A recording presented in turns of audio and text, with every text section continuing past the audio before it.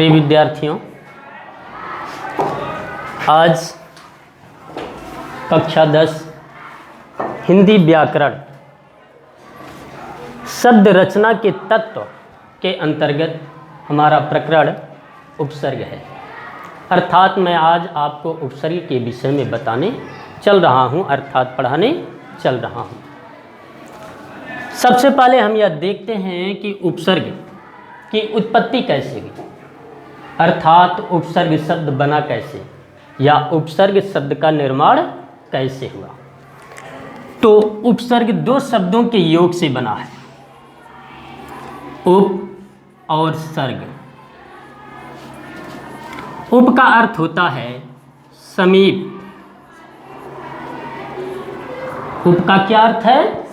समीप। या इस समीप को और भी आसान तरीके से आप कह सकते हैं नज़दीक,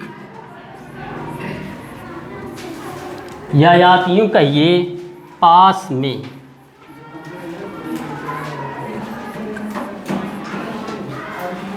तो आप ध्यान दीजिएगा, उपसर्ग शब्द दो शब्दों के योग से बना, अर्थात दो शब्दों के मिलने से बना है। या हम कह सकते हैं कि उपसर्ग शब्द दो शब्दों के मेल से बना है, अर्थात मिलने से बना है। वह दोनों शब्द कौन कौन से हैं? उप और सर्ग। उप का अर्थ होता है समीप, अर्थात नज़दीक, अर्थात पास में।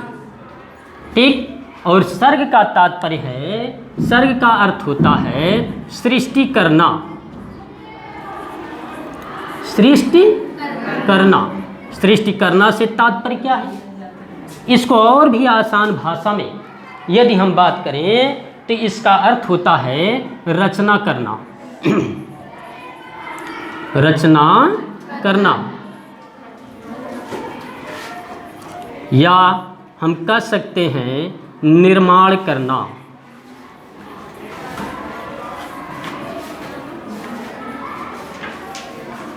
इस आधार पर आप यह कह सकते हैं कि उपसर्ग शब्द की व्युत्पत्ति कैसे हुई, अर्थात उपसर्ग शब्द की उत्पत्ति कैसे हुई, या यूं कहिए कि उपसर्ग शब्द कैसे बना। तो उपसर्ग शब्द दो शब्दों के योग से बना, दो शब्दों के मिलने से बना। ठीक है, अर्थात दो शब्दों के जुड़ने से बना है। पहला शब्द है उप और दूसरा है सर्ग। उप का अर्थ होता है समीप, नज़दीक या पास में, और सर्ग का तात्पर्य है सृष्टि करना, अर्थात रचना करना या निर्माण करना। इस निर्माण करना को आप बनाना भी कर सकते हैं। जब आप कोई चीज़ बनाते हैं तो मतलब आप उसका निर्माण कर रहे हैं। जैसे ईश्वर ने इस पूरी दुनिया को बनाया तो वही तो सृष्टि करता हुआ, अर्थात उसी ने इस पूरी दुनिया का निर्माण किया है। तो इस आधार पर हम यह कह सकते हैं कि सृष्टि करना का तात्पर्य रचना करना, अर्थात निर्माण करना होता है, या आप ऐसा कह सकते हैं कि बनाना भी होता है। तो इतना आपके समझ में आ रहा है कि उपसर्ग शब्द की उत्पत्ति कैसे हो रही है, अर्थात उपसर्ग शब्द कैसे बन रहा है। ठीक। अब आते हैं हम इसके अर्थ की तरफ, अर्थात इसके अर्थ के विषय में जानते हैं कि आखिर इसका अर्थ क्या बन रहा है। तो उपसर्ग शब्द का अर्थ, जैसे कि आपने इसकी व्युत्पत्ति में पढ़ लिया, अर्थात इसकी व्युत्पत्ति को देखने के बाद यही पता चला कि यह दो शब्दों के योग से बना, उप और सर्ग। उप का अर्थ होता है समीप, अर्थात नज़दीक। सर्ग का अर्थ होता है रचना करना, सृष्टि करना, अर्थात बनाना। तो ये प्रश्न खड़ा होता है ना कि उपसर्ग किसके समीप आता है और किसका निर्माण करता है, अर्थात किसको बनाता है। यही बात तो हुई ना कि उपसर्ग किसके समीप आएगा और किसका निर्माण करेगा। तो इस प्रश्न का उत्तर आपको इसके अर्थ में मिल जाता है कि उपसर्ग किसी शब्द के नज़दीक, अर्थात पास या समीप आकर के, नज़दीक, पास या समीप आकर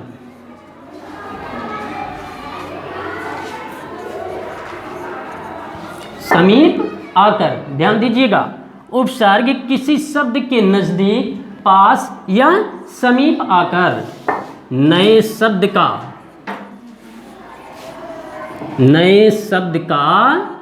निर्माण करता है,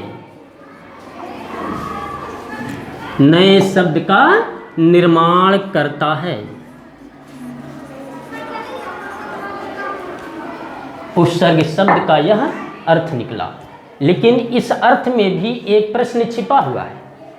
वह प्रश्न क्या है, ध्यान से सुनिएगा, पहले इसके अर्थ के विषय में सुनिए, फिर प्रश्न सुनिए।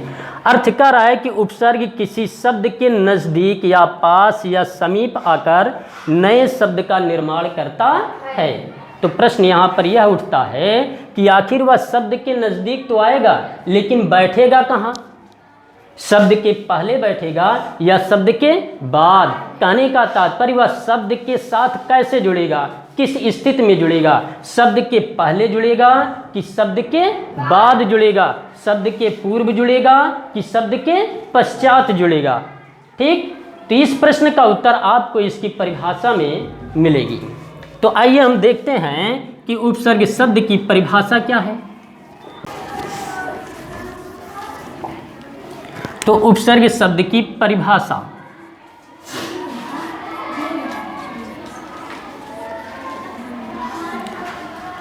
इसकी परिभाषा है उपसर्ग ऐसा शब्द या शब्दांश या अव्यय होता है उपसर्ग ऐसा शब्द, शब्दांश या अव्यय होता है जो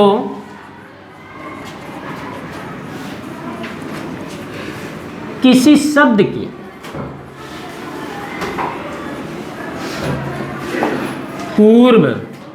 पूर्व का अर्थ होता है पहले या प्रारंभ में।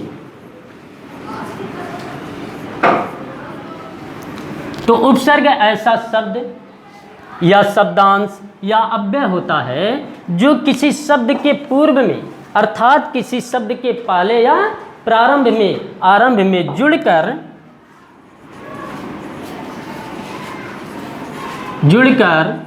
उसके अर्थ में परिवर्तन करता है, परिवर्तन करता है या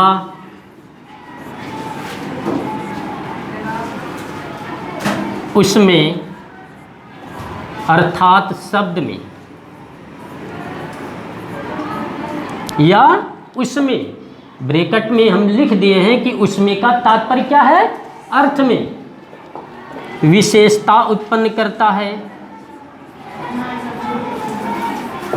विशेषता उत्पन्न करता है या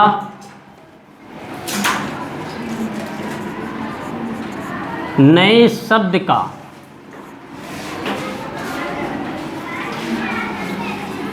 निर्माण करता है।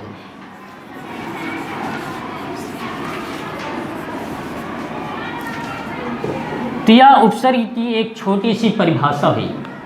अब हम इस परिभाषा को समझने का प्रयास करते हैं कि इस परिभाषा का कथन क्या है, अर्थात यह परिभाषा कहना क्या चाहती है। तो इस परिभाषा को ध्यान से देखिए, यहाँ लिखा है उपसर्ग ऐसा शब्द। वैसे देखा जाए तो उपसर्ग शब्द नहीं होता, लेकिन किताबों में पढ़ने के बाद कहीं कहीं पर मिल जाता है कि उपसर्ग शब्द का भी काम करता है। इसलिए हमें यहाँ बताना पड़ रहा है कि उपसर्ग ऐसा शब्द या शब्दांश। शब्दांश क्या है? शब्दांश दो शब्दों के योग से बना, अर्थात दो शब्दों के मिलने से बना है। पहला शब्द है शब्द और दूसरा शब्द है अंश। अंश का अर्थ होता है भाग या टुकड़ा। कहने का तात्पर्य है कि शब्दांश शब्द का एक अंश होता है, अर्थात शब्द का एक छोटा सा टुकड़ा है। या उसके बाद कहा गया कि उपसर्ग ऐसा शब्द, शब्दांश या अव्यय होता है। अव्यय क्या है? अव्यय एक ऐसा शब्द होता है जिसके ऊपर लिंग, वचन, कारक इत्यादि का कोई प्रभाव नहीं पड़ता है। तो फिर से देखिए, उपसर्ग ऐसा शब्द या शब्दांश या अव्यय होता है जो किसी शब्द के पूर्व, आप अर्थ में देखिए, हम अर्थ में एक प्रश्न उठाए थे ना, एक प्रश्न वहां पर खड़ा हुआ था कि उपसर्ग कहाँ जुड़ेगा, किसी शब्द के पहले जुड़ेगा कि किसी शब्द के पीछे जुड़ेगा, अर्थात पूर्व में जुड़ेगा कि पश्चात में जुड़ेगा। हम वहाँ पर आपको बताए थे कि इसका उत्तर आपको उसकी परिभाषा में मिलेगा। तो उसका उत्तर यहाँ पर आपको स्पष्ट मिल रहा है कि उपसर्ग किसी शब्द के प्रारंभ में जुड़ेगा, किसी शब्द के पहले जोड़ा जाता है, अर्थात उपसर्ग शब्द किसी शब्द के पूर्व में जुड़ता है। तो इस आधार पर हम कह सकते हैं कि जो अर्थात उपसर्ग किसी शब्द के पूर्व या पहले या प्रारंभ में जुड़कर उसके अर्थ में परिवर्तन करता है। परिवर्तन करने का तात्पर्य हुआ बदलना, जिसे आप अंग्रेजी में चेंजिंग कहते हैं ना। तो उपसर्ग किसी शब्द के प्रारंभ में जब जुड़ेगा तो उसके अर्थ में परिवर्तन करेगा, उसके अर्थ में बदलाव करेगा, उसके अर्थ को बदलेगा। ठीक, और उसमें अर्थात उस शब्द में विशेषता उत्पन्न करता है, अर्थ में बदलाव करेगा और क्या करेगा, उस शब्द में विशेषता उत्पन्न करेगा और क्या करेगा, नए शब्द का निर्माण करता है। तो इस आधार पर हम यह कह सकते हैं कि उपसर्ग जब किसी शब्द के प्रारंभ में जुड़ेगा अर्थात जुड़ता है तो ये वह उपसर्ग या तो उस शब्द के अर्थ में परिवर्तन करता है या फिर उस शब्द में विशेषता उत्पन्न करता है या उस शब्द को नया बनाता है। इस आधार पर कहने का तात्पर्य, इस परिभाषा के आधार पर हम यह कह सकते हैं कि उपसर्ग उस शब्द में तीन तरह से बदलाव लाता है। पहला बदलाव क्या है कि उसके अर्थ में परिवर्तन करता है। दूसरा बदलाव क्या हो रहा है कि परिवर्तन न करेगा तो उसके अर्थ में विशेषता उत्पन्न करेगा। तीसरा बदलाव क्या करता है, या तो वह नए शब्दों का निर्माण करेगा।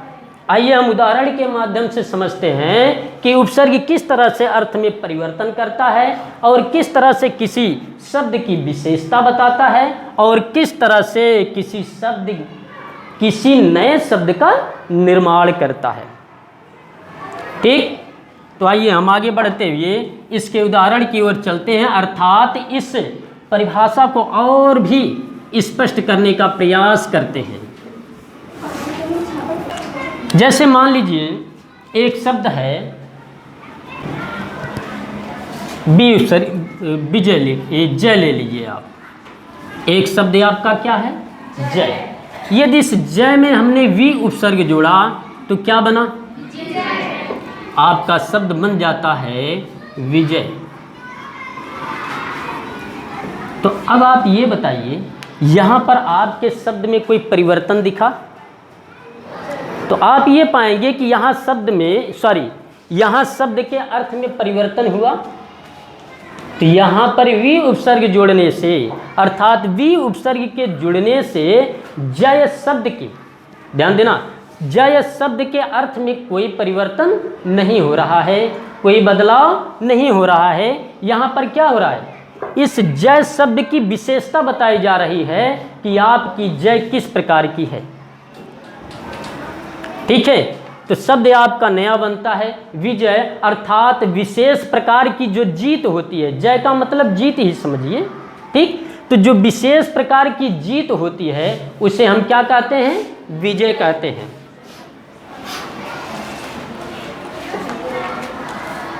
जैसे मान लीजिए दूसरा शब्द आप ले लीजिए ज्ञान। क्या लेंगे? ज्ञान। यदि इस ज्ञान शब्द में हमने वी जोड़ा तो हमारा नया शब्द क्या बन रहा है? विज्ञान। तो यहाँ थोड़ी सी जानने की बात यह है कि ज्ञान शब्द का मूल अर्थ क्या होता है? जानकारी। ज्ञान शब्द का अर्थ क्या है? जानकारी। लेकिन जब इस ज्ञान शब्द में वी उपसर्ग जुड़ता है तो शब्द क्या बनता है? विज्ञान। तो विज्ञान शब्द का अर्थ क्या हो गया? विशेष जानकारी, अर्थात जानकारी की विशेषता बताई जा रही है यहाँ पर कि जानकारी किस प्रकार की है। तो इस चीज को आप ध्यान रखिएगा, जहाँ पर कोई उपसर्ग किसी मूल शब्द से पहले जुड़ करके उसके अर्थ में विशेषता उत्पन्न करता है, उसकी विशेषता बताता है, वह किस प्रकार का उपसर्ग हुआ? विशेषण के तहत हुआ। ठीक है, कहने का तात्पर्य इस शब्द में क्या किया जा रहा है? विशेषता बताई जा रही है। लेकिन अब इसी ज्ञान शब्द में ध्यान दीजिएगा, हमने आ उपसर्ग को जोड़ दिया तो अब हमारा शब्द क्या बना? अज्ञान। अब बताइए इसका अर्थ पूरी तरह से परिवर्तित हो रहा है कि नहीं रहा? हो रहा है। पूरी तरह से इसका अर्थ बदल रहा है। ज्ञान का तात्पर्य क्या है? जानकारी। अब यहाँ आ उपसर्ग जुड़ने से शब्द क्या बना? अज्ञान। अज्ञान का तात्पर्य क्या हुआ? जिसके पास कोई जानकारी ना हो या जिसके विषय में कुछ भी मालूम ना हो। अज्ञान अर्थात ज्ञान रहित, जानकारी रहित। लेकिन यहाँ पर क्या मिला? यहाँ पर ज्ञान में जब हमने वी जोड़ा तो हमारा शब्द विज्ञान बना। तो क्या यहाँ पर शब्द के अर्थ में परिवर्तन हुआ? तो हम कह सकते हैं कि यहाँ पर शब्द के अर्थ में कोई परिवर्तन नहीं हो रहा है। ठीक, तो फिर हो क्या रहा है? शब्द की विशेषता बताई जा रही है कि ज्ञान किस प्रकार का है। ठीक, लेकिन इसी ज्ञान में हमने आ को जोड़ा तो इसका पूरी तरह से अर्थ परिवर्तन हो रहा है। ठीक, तो इस आधार पर हम कह सकते हैं कि यहाँ पर क्या किया गया? उपसर्ग के द्वारा अर्थ परिवर्तन किया गया, अर्थात अर्थ परिवर्तित किया गया, अर्थ बदला गया। ठीक, अब तीसरा शब्द हम ले लेते हैं हार। क्या लेते हैं? हार। यह मूल शब्द है। ठीक, क्या है ये? मूल शब्द। इस हार शब्द के अर्थ क्या निकले? हार शब्द का अर्थ क्या होता है? पराजय भी हो सकता है। और महिलाएं जो गले में आभूषण पहनती हैं, गहना पहनती हैं ना, उसे भी हार कहा जाता है। कहा जाता है ना। तो अब बताइए यहाँ हार का कोई एक अर्थ हो रहा है? एक अर्थ नहीं निकल रहा है, इसके एक से अधिक अर्थ हो रहे हैं ना। तो इस ध्यान दीजिएगा, हार का एक से अधिक अर्थ है, इसलिए हम इसे अनेकार्थी शब्द मानेंगे। अब अनेकार्थी शब्द किसे कहते हैं? ऐसा शब्द, ध्यान दीजिएगा, ऐसा शब्द जिसके एक से अधिक अर्थ निकलते हों। ऐसा शब्द जिस शब्द के एक से अधिक अर्थ निकलते हों उन्हें अनेकार्थी शब्द कहा जाता है। या ऐसे शब्द जिनके एक से अधिक अर्थ निकलते हैं उन्हें अनेकार्थी शब्द कहते हैं। तो यहाँ हार शब्द जो है वह अनेकार्थी है, इसके एक से अधिक अर्थ निकल रहे हैं। यदि इस हार शब्द में हम आ उपसर्ग जोड़ दें, क्या जोड़ें? आ उपसर्ग, तो अब शब्द क्या बना हमारा? आहार बन गया। अब बताइए आहार मीन्स क्या होता है? भोजन।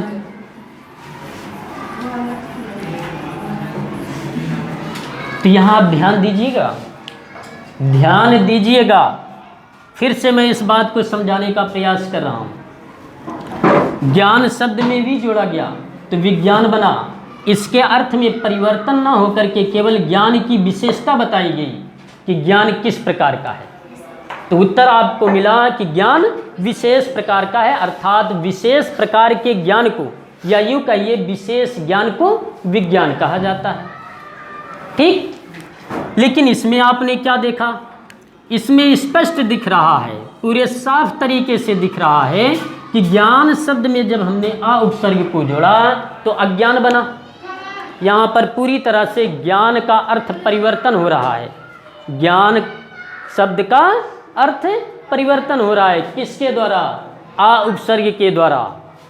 ठीक है, लेकिन इसमें क्या है, इसमें न तो उपसर्ग का ही अपना कोई अर्थ है और न तो मूल शब्द का ही कोई अपना अर्थ है। कहने का तात्पर्य है कि उपसर्ग और मूल शब्द दोनों अपने अपने अर्थ को त्याग कर, अर्थात छोड़ करके एक नए अर्थ की ओर बढ़ रहे हैं। ध्यान दीजिएगा, एक नए अर्थ की ओर बढ़ गए। इसलिए यहाँ पर हम यह कह सकते हैं कि यह नए शब्द का निर्माण किया गया। ठीक है, नए शब्द का निर्माण मान सकते हैं कि नया शब्द बनाया गया। यहाँ पर विशेषता बताई गई और यहाँ पर विपरीत अर्थ परिवर्तित किया गया, विलोम अर्थ बताया गया। यहाँ ज्ञान का विलोम क्या होता है? अज्ञान ना। तो जहाँ पर अर्थ परिवर्तन होगा वहाँ पर इतना ध्यान दीजिएगा कि 95% विलोम के शब्द आएंगे। ध्यान दीजिएगा, जहाँ पर अर्थ परिवर्तन होगा वहाँ पर 95% ऐसा मान करके चलिए कि विलोमार्थी शब्द ही आएगा, जैसे आपने यहाँ पर देखा। लेकिन जब नए शब्द का निर्माण होगा, ध्यान दीजिएगा, जब नए शब्द का निर्माण होगा तो वहाँ पर इस बात को आप ध्यान में रखिएगा कि उपसर्ग और मूल शब्द दोनों शब्द, ध्यान दीजिएगा, उपसर्ग और मूल शब्द दोनों अपने अपने अर्थ को छोड़ करके किसी तीसरे अर्थ को बताएंगे, अर्थात तीसरे शब्द का निर्माण करेंगे। तो इस आधार पर हम यह कह सकते हैं कि यहाँ पर नए शब्द का निर्माण हुआ है। तो उपसर्ग की परिभाषा क्या पढ़े आप लोग? उपसर्ग की परिभाषा में यही बताया गया कि उपसर्ग ऐसा शब्द या शब्दांश होता है या अव्यय होता है जो किसी शब्द के पूर्व अर्थात किसी शब्द के पहले जुड़कर, तो यहाँ बताइए ज्ञान शब्द से पहले जुड़ा कि नहीं जुड़ा? ज्ञान शब्द से पहले हमने वी को जोड़ा, ज्ञान से पहले हमने आ को जोड़ा, जय से पहले हमने वी को जोड़ा और हार से पहले हमने आ को जोड़ा। तो उपसर्ग तो किसी मूल शब्द के पहले ही जुड़ रहा है ना भाई, कि पीछे जुड़ रहा है? बाद में तो जुड़ा नहीं, किसी शब्द के पहले ही जुड़ा। तो फिर से हम परिभाषा पर चलते हैं। उपसर्ग ऐसा शब्द शब्दांश या अव्यय होता है जो किसी शब्द के पूर्व अर्थात किसी शब्द के पहले या प्रारंभ में जुड़ करके उसके अर्थ में परिवर्तन करता है या शब्द में विशेषता उत्पन्न करता है या नए शब्द का निर्माण करता है। तो इतनी बात स्पष्ट हुई? कहीं डाउट, दिक्कत? ओके, तो हम अब चलते हैं उपसर्ग के प्रकार पर। यह जानने का प्रयास करते हैं कि उपसर्ग के कितने भेद होते हैं, अर्थात उपसर्ग कितने प्रकार का होता है।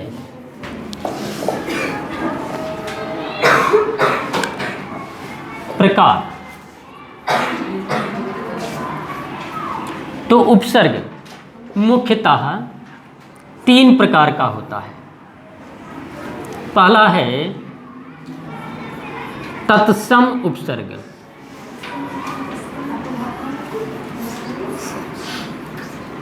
इस तत्सम उपसर्ग को संस्कृत उपसर्ग भी कहा जाता है।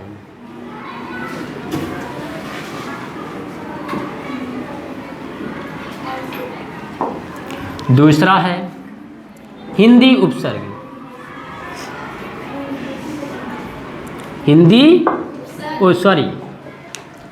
दूसरा है तद्भव। तद्भव उपसर्ग। तद्भव उपसर्ग को हिंदी उपसर्ग कहा जाता है।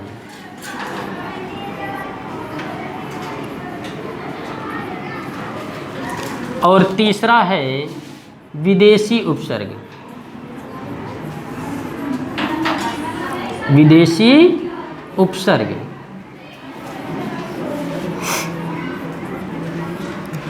अब ध्यान दीजिएगा, उपसर्ग को मुख्यतः 3 भागों में बांटा गया अर्थात विभाजित किया गया, या यूं कह सकते हैं कि उपसर्ग के 3 भेद होते हैं या उपसर्ग 3 प्रकार का होता है। पहला तत्सम उपसर्ग, दूसरा तद्भव उपसर्ग, तीसरा विदेशी उपसर्ग। इस विदेशी उपसर्ग में कई भाषाओं के शब्द सम्मिलित हैं। किन भाषाओं के शब्द? जो विदेश के हैं, जैसे इसमें उर्दू आता है, अरबी आती है, फारसी और अंग्रेजी। तो हिंदी में इन 4 भाषाओं का, किस प्रकार की भाषाओं का? जो विदेशी भाषाएं हैं। तो हिंदी में इन 4 विदेशी भाषाओं के शब्द बहुत अधिक मात्रा में मिलते हैं। तो इस आधार पर ध्यान दीजिएगा, तो विदेशी भाषाओं के आधार पर भारत में तमाम प्रकार के लोग बाहर से आए हैं, तो उनकी भाषाएं आज तक चल रही हैं। जैसे अंग्रेज भी भारत में आया, डच भी आए, फ्रांसीसी भी आए, पुर्तगाली भी आए ना। तो इन सब भाषाओं के भी शब्द हिंदी भाषा के अंतर्गत मिलते हैं, लेकिन सबसे ज़्यादा किन विदेशी भाषाओं के शब्द हिंदी भाषा में मिलते हैं? वह हैं उर्दू, अरबी, फारसी और अंग्रेजी।